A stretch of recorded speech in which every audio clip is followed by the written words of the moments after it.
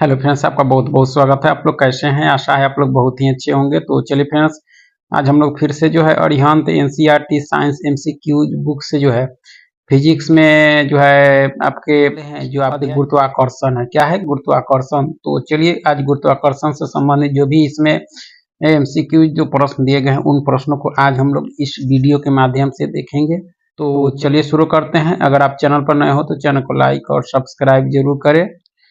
तो देख सकते हैं कि सबसे पहला प्रश्न है कि निम्न कथन जो है किस वैज्ञानिक से संबंधित है। निम्न कथन दिए गए हैं वह किस वैज्ञानिक से संबंधित है। पहला है कि गति के जो है सुप्रसिद्ध नियमों का प्रतिपादन किया, उस वैज्ञानिक का नाम बताना है। ठीक है। दूसरा कि खगोलीय प्रेक्षणों के लिए जो खगोलीय दूरदर्शी की रचना की और गणित की एक नई शाखा कॉलन की खोज की। तो यह जो है किस वैज्ञानिक से संबंधित है। तो ऑप्शन है आपके केपलर, न्यूटन, गैलीलियो, कोपरनिकस। तो इसका सही उत्तर हो जाएगा आपके न्यूटन से। किससे संबंधित है? न्यूटन से। ठीक है। देख सकते हैं न्यूटन नामक महान वैज्ञानिक ने जो है गति के सुप्रसिद्ध नियमों का जो है प्रतिपादन किया, उन्हें प्रकाश तथा रंगों के सिद्धांतों पर जो है कार्य किया एवं जो है खगोलीय प्रेक्षणों के लिए जो है खगोलीय दूरदर्शी की रचना की। ठीक है। और न्यूटन एक महान जो है गणितज्ञ भी थे आपके। ठीक है। उन्होंने गणित की एक शाखा की खोज की जिसे जो है कॉलन कहते हैं आपका। ठीक है। इसका जो है उपयोग उन्होंने जो है यह सिद्ध करने के लिए किया कि किसी एक समान घनत्व वाले गोले के बाहर स्थित जो वस्तुओं के लिए गोले का व्यवहार इस प्रकार का होता है जैसे कि उसका जो है संपूर्ण द्रव्यमान उसके केंद्र पर है आपका। ठीक है। आगे कि निम्नलिखित में से कौन सी घटना या घटनाएं जो है गुरुत्वाकर्षण के जो है सार्वत्रिक नियम की जो है सही पुष्टि करता है, चाहे करती है। तो आपका देखा जाए तो सूर्य के चारों ओर ग्रहों की गति, पृथ्वी पर जो है पेड़ों का उगना, सूर्य तथा चंद्रमा के कारण जो है ज्वार भाटा, हमें पृथ्वी से बांधे रखने वाला बल, इसमें से कौन सा जो है घटना आपके गुरुत्वाकर्षण के जो है सार्वत्रिक के नियम की पुष्टि करता है। तो इसका उत्तर हो जाएगा 1, 3, 4। 1, 3 और 4।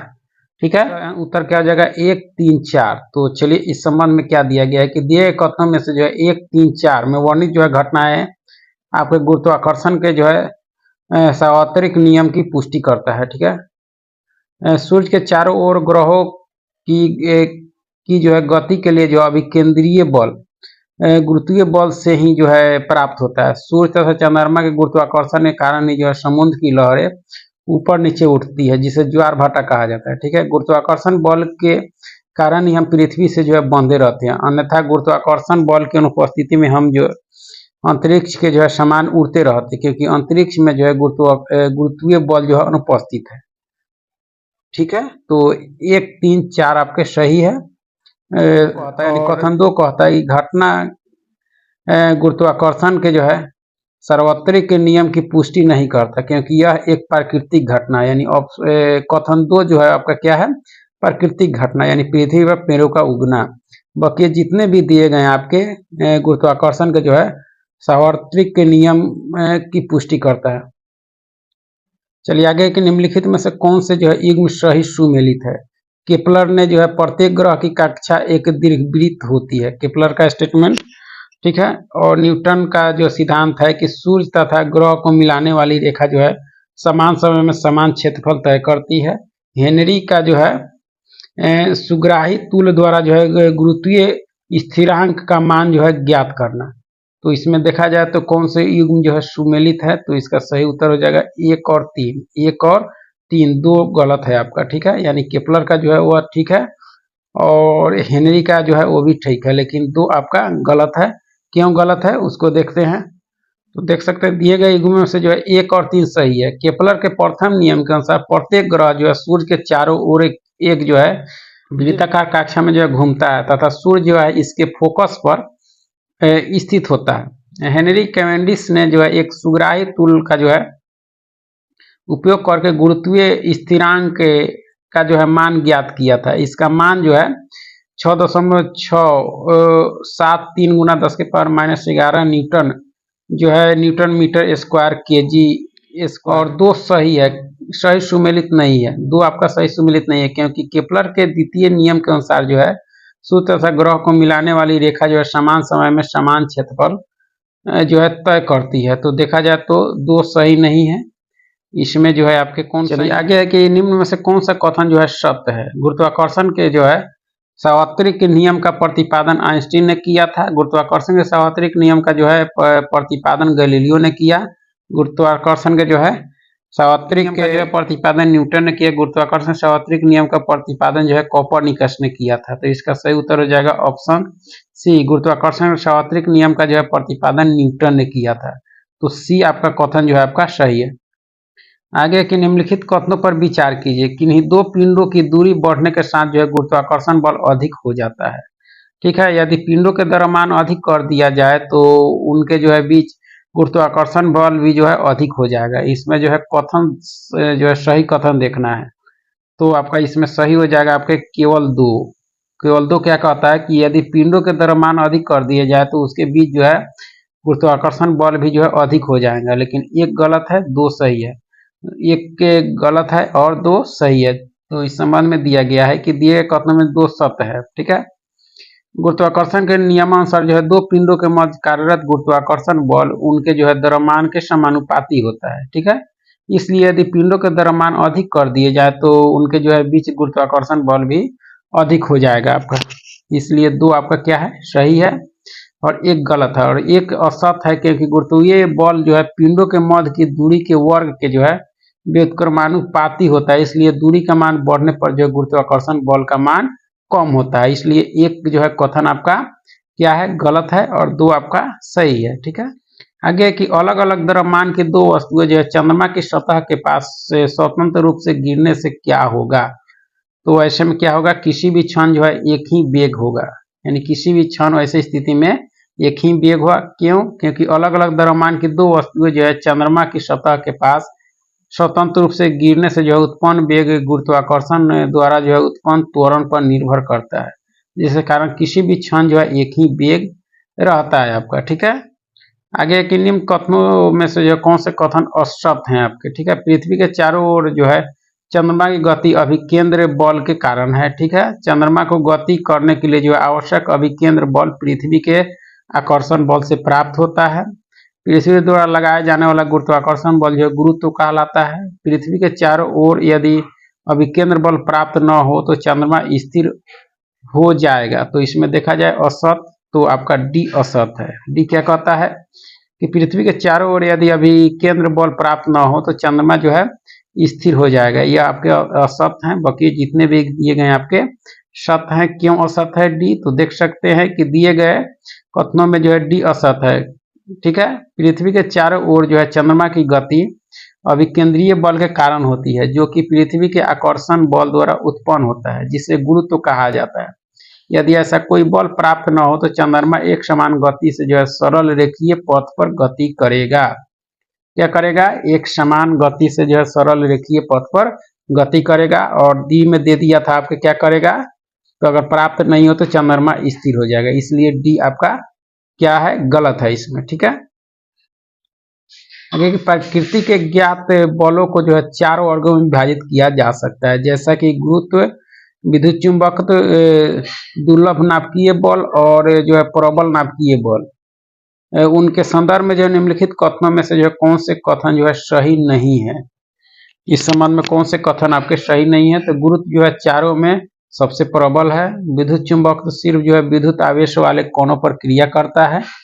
दुर्बल जो है नाभिकीय बल जो है विघटनाभिकता का कारण है। ठीक है, प्रबल नाभिकीय बल जो है परमाणु के केंद्र में प्रोटॉन और न्यूट्रॉनों को जो है धारित किए रखता है। तो चारों में कौन सा आपका सही नहीं है, तो देखा जाए तो एक सही नहीं। गुरुत्व जो है चारों में सबसे प्रबल है, यह सही नहीं है। बाकी आपका तीनों जो है आपका सही है, लेकिन ऑप्शन यानी कथन एक जो है आपका सही नहीं है। क्यों सही नहीं है, तो देख सकते हैं कि दिए कथनों में से जो है ये सही नहीं है, क्योंकि गुरुत्व बल जो प्रकृति में पाए जाने वाले ज्ञात बलों में जो सबसे दुर्बल बल है आपका। ठीक है, उसमें क्या दिया था आपका, तो यह जो है चारों में सबसे प्रबल, जबकि ये क्या है, दुर्बल बल है। दो कणों के जो है बीच कार्यरत गुरुत्व बल पर किसी अन्य कण की उपस्थिति या अनुपस्थिति का जो है कोई प्रभाव नहीं पड़ता, जबकि प्रबल नाभिकीय बल जो है समस्त मूलभूत बलों में जो है प्रबलतम बल है, यानी सबसे मजबूत आपका कौन है, प्रबल नाभिकीय बल आपका, इसलिए जो है कथन एक आपका इसमें गलत है। ठीक है, आगे गुरुत्व के अधीन जो है विरामावस्था से मुक्त रूप से गिरने वाले किसी कण के मामले में जो है समय टी में विस्थापन जी एस का जो है विवरण किसमें सही दर्शाया गया है? तो ऑप्शन एक में दर्शाया गया। आपको देख सकते हैं इसमें क्या है कि गुरुत्व के अधीन जो है विरामावस्था से मुक्त रूप से जो है गिरने वाली किसी कण के मामले में जो है समय में विस्थापन का जो है विवरण जो है सही रूप से दर्शाया गया आपके ऑप्शन एक में आपका। ठीक है, आगे कि पीसा की झुकी हुई मीनार के लिए जो कौन सा कथन सही है? तो कौन सा सही है? तो गुरुत्वाकर्षण केंद्र से जाने वाली जो है ऊर्ध्वाधर लाइन यानी रेखा जो है तल के अंदर रहती है। ठीक है, यह सही आपके, बाकी इसमें जितने भी दिए गए हैं वह गलत हैं। ठीक है, आगे है कि यदि कोई वस्तु जो है पृथ्वी की ओर आकर्षित होती है तो पृथ्वी भी जो है उस वस्तु की ओर आकर्षित होता है, परंतु हम पृथ्वी को जो है वस्तु की ओर गति करते नहीं देखते। इस कारण की पुष्टि गति के जो है कौन से नियम द्वारा की जा सकती है? तो यह की जा सकती है गति का द्वितीय नियम के अनुसार। गति का द्वितीय नियम क्या कहता है कि पृथ्वी जो है यानी पृथ्वी जो है वस्तु की ओर आकर्षित होती है, परंतु हम जो है पृथ्वी को वस्तु की ओर जो गति करते नहीं देखते। इस कारण की पुष्टि जो है गति के जो है द्वितीय नियम द्वारा की जा सकती है। इस नियम के अनुसार जो किसी वस्तु पर जो है कार्यरत बल द्रव्यमान तथा त्वरण का गुणनफल होता है आपका। ठीक है, पृथ्वी का द्रव्यमान जो है सदैव वस्तु से अधिक होता है, इसलिए जो है पृथ्वी का गुरुत्वीय बल वस्तु के बल से जो है अधिक है, जिस कारण पृथ्वी जो है वस्तु की ओर नहीं अपितु जो है वस्तु पृथ्वी की ओर जो है गति करती दिखाई देती है आपका। ठीक है, चलिए आगे कि निम्नलिखित कथनों पर विचार करें। निम्नलिखित कथनों पर आपको विचार करना है कि न्यूटन के अनुसार जो है विश्व के सभी पिंडों के बीच जो है गुरुत्वाकर्षण बल लगता है। गुरुत्वाकर्षण बल एक प्रबल बल है। गुरुत्वाकर्षण बल जो है आकर्षण तथा प्रतिकर्षण दोनों प्रकार का होता है। इसमें कौन से कथन जो आपके असत्य हैं?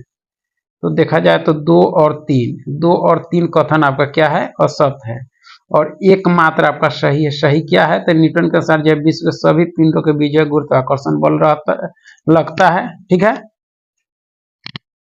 और आपका 2 और 3 स्टेटमेंट जो है आपका क्या है? असत्य है आपका। क्यों असत्य है? तो चलिए इसको देखते हैं। देख सकते हैं दिए गए कथनों में से जो है 2 और 3 असत्य है, क्योंकि गुरुत्वाकर्षण बल जो है दुर्बल और आकर्षण प्रकृति का होता है। हमारे सौर परिवार में जो है सभी ग्रह सूर्य की परिक्रमा करते हैं। इसका अर्थ यह है कि सूर्य तथा ग्रहों के जो है बीच एक बल विद्यमान है। इस तथ्य के आधार पर जो न्यूटन ने निष्कर्ष निकाला कि विश्व के सभी पिंड जो है एक दूसरे को आकर्षित करते हैं, अर्थात उनके बीच जो है गुरुत्वाकर्षण बल कार्य करता है। तो देखा जाए तो 2 और 3 आपके असत्य हैं आपके। ठीक है, आगे कि यदि पृथ्वी और सूर्य की दूरी जो है उसके स्थान पर जो है दुगुनी होती है, यानी यदि पृथ्वी और सूर्य की दूरी जो है उसके स्थान पर दुगुनी होती है, तो सूर्य द्वारा पृथ्वी पर जो है गुरुत्वाकर्षण बल जो पड़ता है वह होता है आपका क्या होता है? अब जितना है उसका चौथा भाग। ठीक है,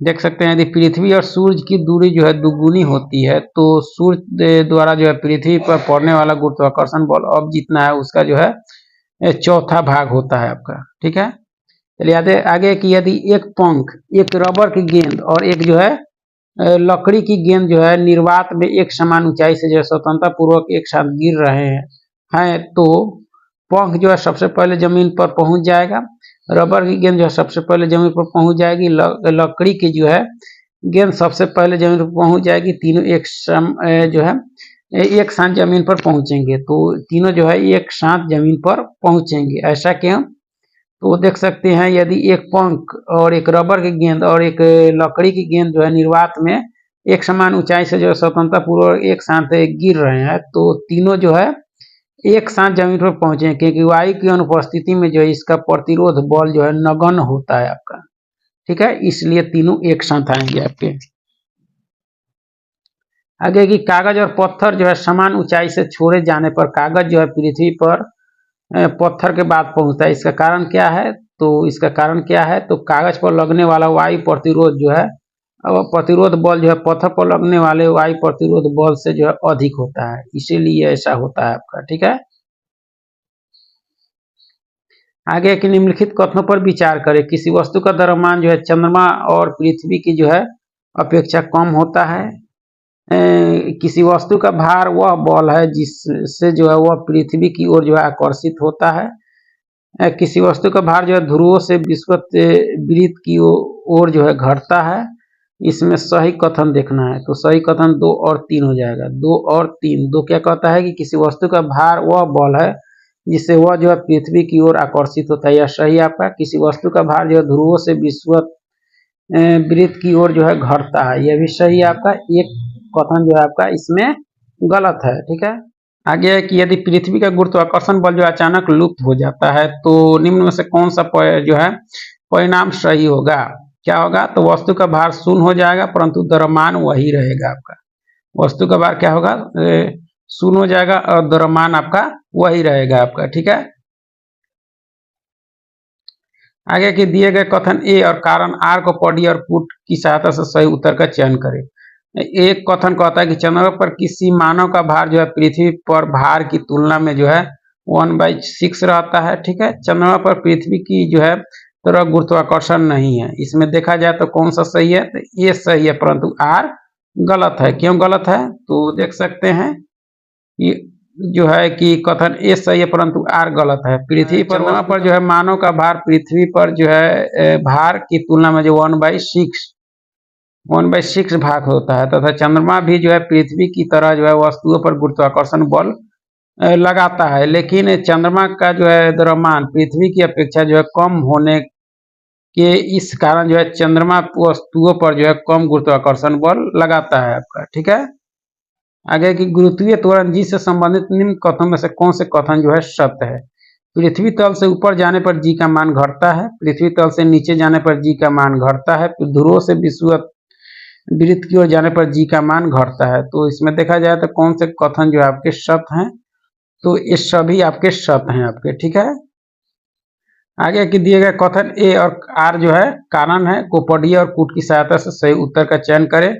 तो देख सकते हैं कथन ए कहता है कि गुरुत्वीय त्वरण का मान जो है उस वस्तु के द्रव्यमान पर निर्भर करता है जिस पर गुरुत्व बल लगाया जाता है आपका, ठीक है। आर कारण कहता है कि पृथ्वी के तल पर जो है गुरुत्वीय त्वरण का मान लगभग स्थिर रहता है। तो इसमें देखा जाए तो एक गलत है परंतु आर आपका सही है।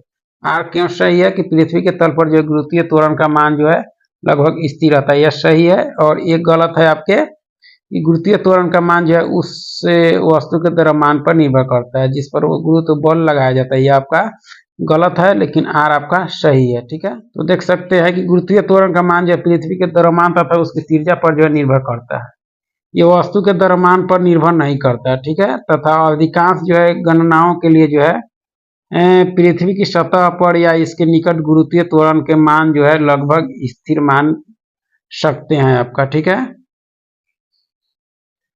आगे कि निम्न कथनों में से कौन सा कथन जो है तुल्यकारी उपग्रह के गुणों के लिए सत्य है आपका। तो यह उपग्रह जो है 24 घंटों में पृथ्वी के जो है परिक्रमण करते हैं, ठीक है। इसकी जो है पृथ्वी तल से जो है ऊंचाई 35 से 830 किलोमीटर होती है, भी सही आपका। ये विषुवत तल में जो है पृथ्वी के परितः चक्कर लगाते हैं, ये भी सही। उपरोक्त यानी सभी सही सही है, यानी उपरोक्त जितने भी कथन दिए गए आपके सही है किसके संबंध में, तुल्यकारी उपग्रह के गुणों के संबंध में आपका, ठीक है। आगे की ध्रुवीय उपग्रह की विशेषता यह है कि ध्रुवीय उपग्रह की विशेषता यह है कि यह जो है क्या होता है, तो आपका ये जो है ध्रुवों के परितः जो है उत्तर दक्षिण दिशा में गमन करते हैं, यह सही है आपका, ठीक है। 3 कहता है कि इनकी पृथ्वी जो है पृष्ठ से जो है ऊंचाई 500 से 800 किलोमीटर तक होती है, ये भी सही है आपका ध्रुवीय उपग्रह की विशेषता के संबंध में। और 4 कहता है इनका जो उपयोग पर्यावरण अध्ययन, सुदूर संवेदन इत्यादि के लिए किया जाता है। तो 1, 3 और 4 जो आपका सही है किस संबंध में, तो ध्रुवीय उपग्रह की विशेषता के संबंध में आपका, ठीक है। आगे के नीचे 2 कथन दिए गए हैं, एक को जो है अभिकथन ए और दूसरे को जो है कारण मान जो है नाम दिया गया है, ठीक है। अभी कथन ए जो है जब कोई कृत्रिम उपग्रह पृथ्वी के चारों ओर जो है वृत्तीय कक्षा में नियत गति से चक्कर लगाता है तो उसका वेग जो है स्थिर नहीं होता, क्योंकि उपग्रह की गति की दिशा जो है लगातार बदल रही है आपका, ठीक है। आर कारण है कि पृथ्वी का गुरुत्वाकर्षण बल जो है उपग्रह को अपने चारों ओर जो है वृत्तीय कक्षा में रखता है। तो उसमें देखा जाए तो कौन सही है कौन गलत है, इसमें देखा जाए तो ए यानी कथन और आर कारण जो है दोनों सही है, लेकिन आर जो है एक ही सही व्याख्या इसमें नहीं करता है आपका, ठीक है। आगे की निम्न कथनों पर जो है विचार कीजिए। पलायन वेग प्राप्त करने के बाद जो है कोई पिंड पृथ्वी पर वापस नहीं आता, जो है निर्भर करता है। पलायन वेग की जो है पिंड के आकार पर भी निर्भर करता है। तो इसमें सत्य देखा यानी सत्य कथन देखा जाए तो आपका ए यानी केवल एक, पलायन वेग प्राप्त करने के बाद जो है कोई पिंड पृथ्वी पर जो है वापस नहीं आता, यह सही आपका। दो कथन आपका गलत है कि पलायन वेग जो है पिंड के आकार पर भी निर्भर करता है, यह गलत है आपका। तो इसका देखा जाए तो ऑप्शन यानी एक और दोनों आपका, ठीक है। नीचे देख कथन में एक और दो दोनों सत्य है। पलायन वेग वह न्यूनतम वेग है जिससे जो है किसी वस्तु को जो है ऊपर की ओर फेंक के जाने पर जो है वह पृथ्वी के जो है गुरुत्वाकर्षण क्षेत्र से बाहर चली जाए और पुनः वापस न लौटे, ठीक है। वही क्या होता है आपका, तो पलायन वेग आपका। तो देखा जाए तो दोनों कथन आपका सही है, ठीक है।